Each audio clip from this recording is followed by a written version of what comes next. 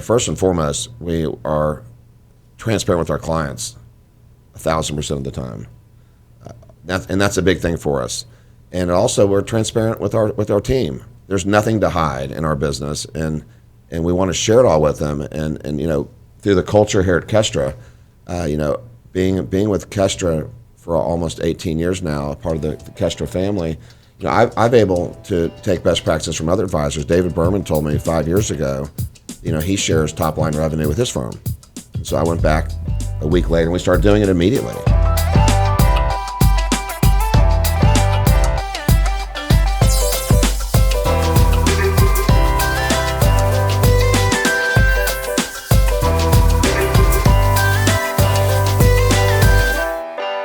Hello, everyone, and welcome to Kestra Out Loud, where we amplify the voices of the financial advisor. I'm Maria Bethel, and I would like to introduce my co-host today, Mr. Mark Schoenbeck. Hey. Hey, in the house. Hey. We have Scott Cohen in the house today, everyone. Sound effects. Yay! I want to thank the Academy. It's just been a great year for all. Stadium seating outside of the doors today. I'm surprised the crowd is a big one today. I wasn't expecting that much. Well, they obviously love you. Yeah, we appreciate that. Record setting. Well, look, Scott Cohen, CD Wealth in the house. Fantastic advisor, fantastic friend for us. Your firm obviously specializing in working with individuals, nonprofits, privately held firms, do a lot of estate planning, asset management, retirement planning for your crew, right? Yes, sir. Yeah, he's over here nodding. Good. Other thing that we know about CD Wealth is the entire firm is actively engaged in the community, big believers in giving back to the community, which is fantastic. You're a Dallas boy by trade or by? Third generation native Dallasite. All right. Solid. Yeah. And UT grad. Yeah. Multi-generation at University of Texas as well. My daughter's a freshman as we speak. Awesome. Down there. Very good.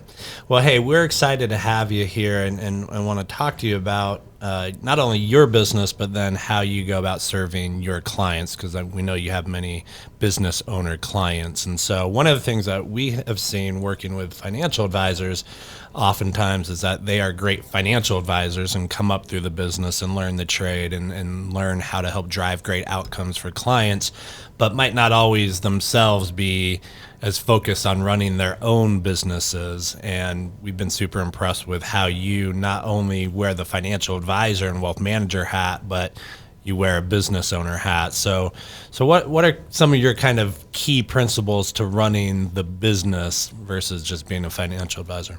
I think running the business starts with our folks that we work with. Bottom line, every day we're there to service our clients. The roots of our firm date back to actually 1939 with my great uncle and grandfather starting an insurance firm in Dallas. And through the ranks years later, I joined and thus created CD Wealth Management. And back in the day, my grandfather always said, the client's right, and if you can't figure that out, you don't get to work for him. So we kind of start with that premise, but also we can't do right by the clients if we don't have the right team in place. And by that I mean having the right people in the right spots, but also letting them know that they come first too. Yeah. We'll do anything for our clients, but we also have the backs of our employees and our key staff, that they know that we will always be there whenever they need us. That's great. So as you're running your firm, then you're also working with business owners. What are some of the things that you take away from how you're running your firm that allow you to help give great advice or guidance to your business owners, and how are some of those lessons transferred to them? Well, it's really the experience of 26 years in the business of watching business owners and how they run their businesses. It's been a combination of so many different clients that have run their businesses so well, and it all comes back to the people. We have clients that have 20,000 employees, and we have clients that just have a couple of employees, but the ones that we've seen that have the most success are the ones that treat their people well. Like you said yesterday, or James said yesterday, having pictures of your families in the office. I wrote that down. We're going to go back and do that. We're always looking and observing and legally plagiarizing from what other businesses are doing so we can bring it back to our office. Yep, that's fantastic. we've had a lot of advisors obviously have come through the office, have seen the Kestra family wall. One of the great best practices I've seen many of them take is not only do they go back and try to bring their employees' families to the office, they're doing it with their clients. So many of their clients and business owners are focused on living life and getting the most out of all of the things that they've accumulated over the years from a wealth management perspective. And so we have a lot of advisors who ask their clients to send in pictures from vacations or graduations or retirement parties, and they create a whole wall in the office of the life events that are most important to their clients. Something I might want to think about. Absolutely. So we'd like to talk about metrics next, because your firm does this phenomenal job of taking your business metrics and reviewing them on a weekly basis, like you're doing this weekly. And we would like to know, in your experience, what are the top 3 most important business metrics that business owners should track, and why those are so important?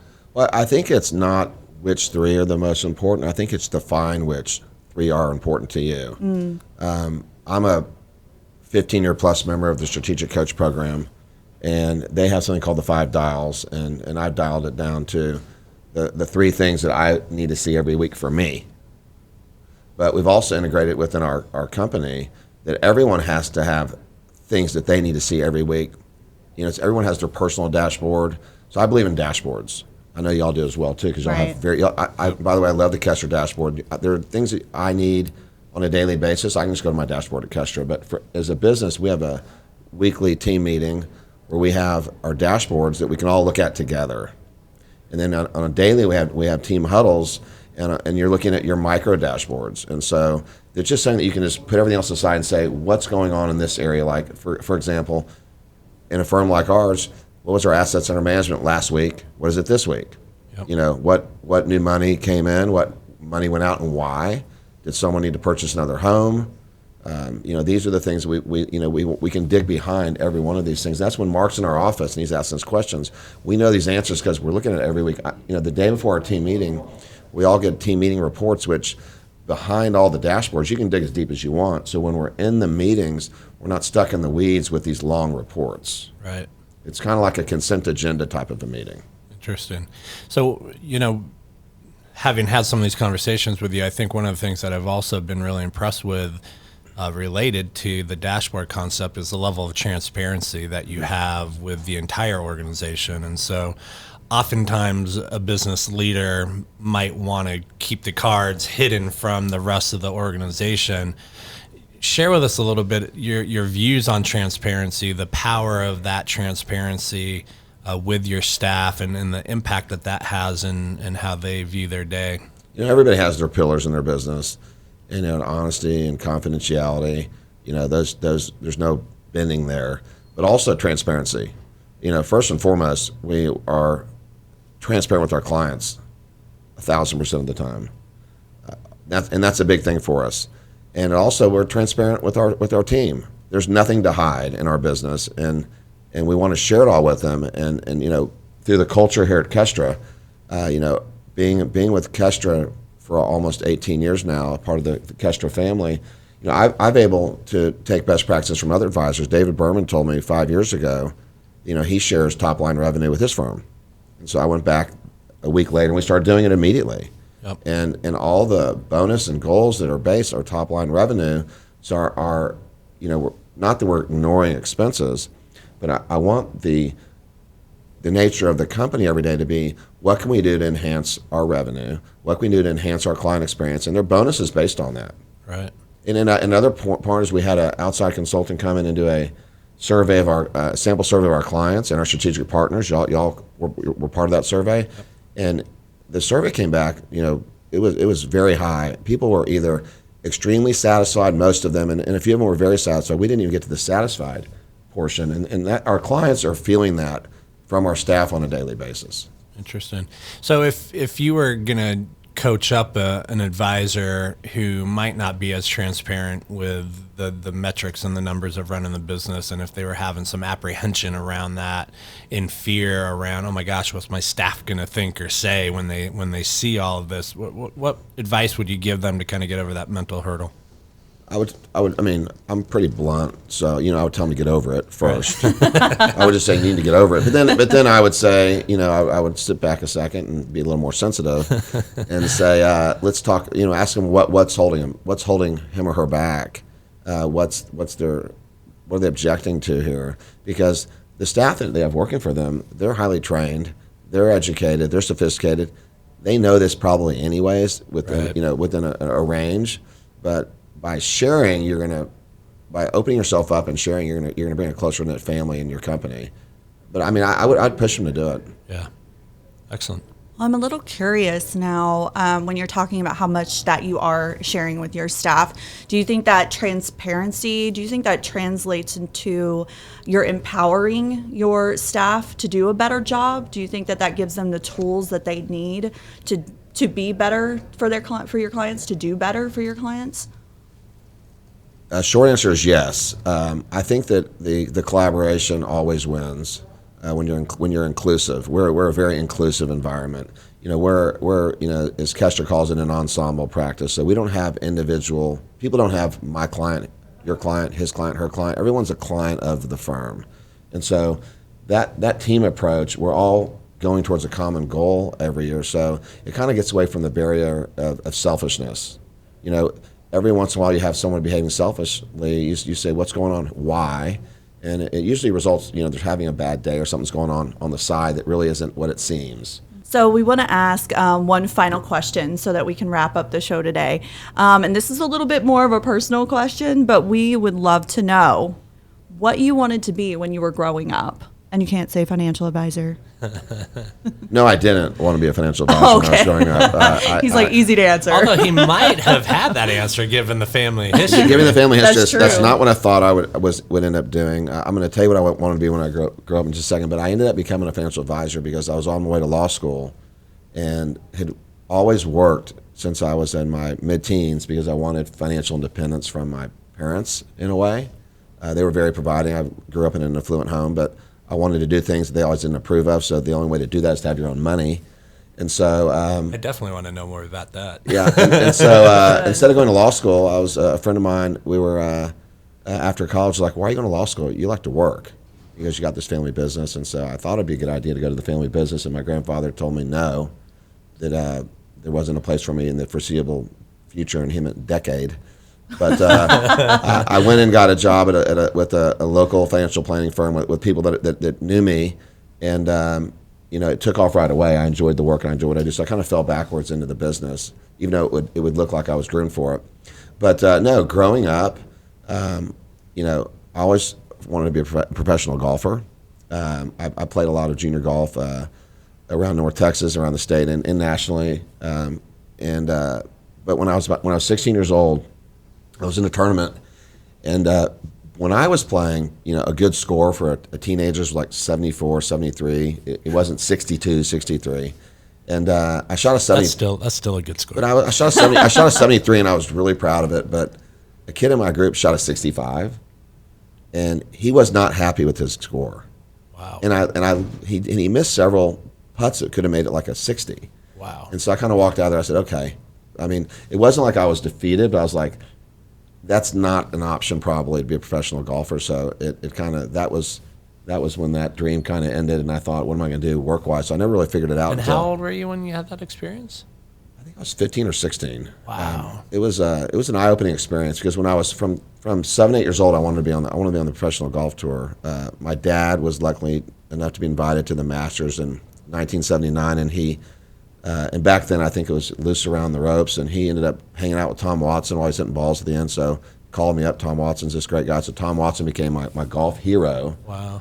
And I always loved golfing, but I always thought, man, that'd be nice to be able to play and have someone, be able to play all the time. But, you kind of run up against, and by the way, the kid that shot that score, he didn't make it out of college playing golf. So it was an eye-opening experience. So I ended up falling back on work ethic. So this has nothing to do with transparency or metrics or being a financial advisor, but as a parent, right? You're a parent, I'm a parent, you're Maria's parent. Like that moment of clarity for you of like, okay, this thing I have dreamt about for so long is not going to come true. Like looking back on it now, right? The candor that I love about you, you clearly had with yourself. But like I just think about my daughter having a moment where she would realize, okay, maybe I'm not going to play soccer in college, which is her big goal right now. And as a parent, I would want to be like, no, just work harder, go do it. Right. But like, so how did I had opportunities to play golf in college, but it wasn't. My dream was never to play golf in college. My dream was to. I mean, when you're 9 years old and your dad goes to the Masters and you watch it on TV, you fall in love with the game. And I was like, I want to be a professional golfer. Right. I mean, I had big aspirations, but when it became a reality that it wasn't going to be from a lack of effort, Right. just didn't have it. Right. And so, I just, Wow. but it wasn't, it's not a moment in my life where I feel, I was let down. It was kind of eye opening. And, I transitioned from there and into working. I went, instead of golfing all the time, I would golf, but I went and got jobs. And so I really found out that I liked working. I fell in this business because it was an easy place for me to land out of college just to work, because I was supposed to go to law school. And I was tired of, I didn't enjoy school, and law school's like, school on That's a lot of steroids. So, That's a lot of school. Yeah, but my daughters they all compete, and my oldest was, a lot of soccer, and my middle's, captain, or not captain, but officer on our drill team. My youngest plays sports as well. But I've always encouraged, what I've encouraged them to do with sports is never give up on your dreams, but at home, it's you need to go out there and have fun and smile. If I see you having fun, I see you smiling and laughing out there, you can keep doing it as long as you want. But Right. the minute it becomes a job is when I tell them I'm going to cut it out. Right. Yeah. That's our mantra. Yeah. Play hard, have fun. Have fun. You do those two things, nothing else matters. Yeah, that's it. Well, Scott, we really appreciate you taking a little bit of time with us to share some of your perspectives and insights. This has been a great conversation. Thanks for having us, and on behalf of all of CD Wealth, we appreciate everything that y'all do. I'm here right now, but our team is really enjoying the relationship and all the work that y'all have done to put yourselves in the place that you are, and I've never seen it better. So Yeah, we appreciate it. Great to hear. Godspeed. Thank Appreciate you. that. Thank you. Work hard, play hard. Woo!